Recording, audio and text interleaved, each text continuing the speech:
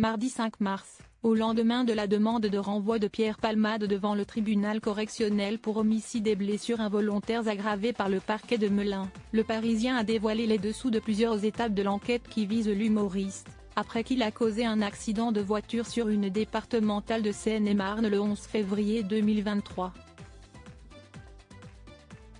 Parmi elles se trouve celle de l'interrogatoire du comédien de 55 ans.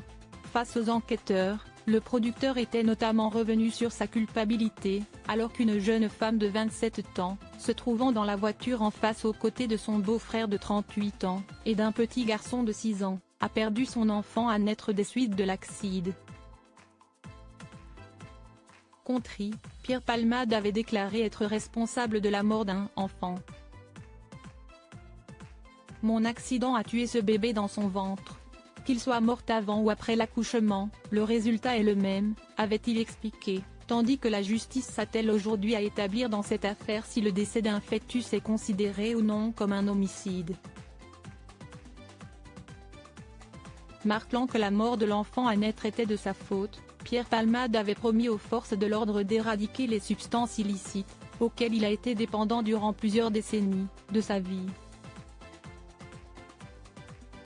Pour rappel, l'ancien ami de Muriel Robin avait pris le volant avec 2 amis, après 2 jours de chemsex, qui consiste à combiner une prise de drogue dure à une activité sexuelle intense.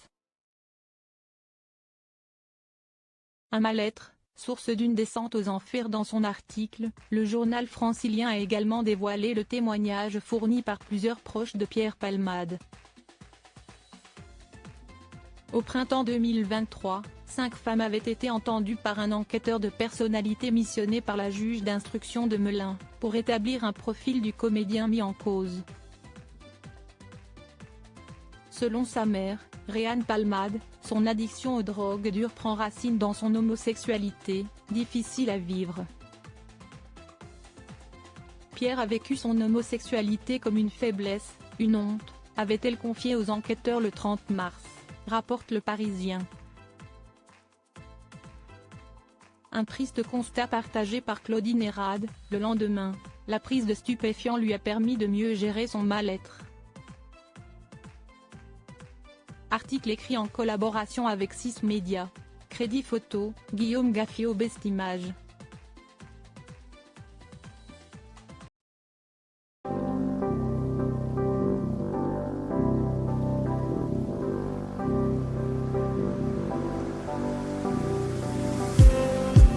Just need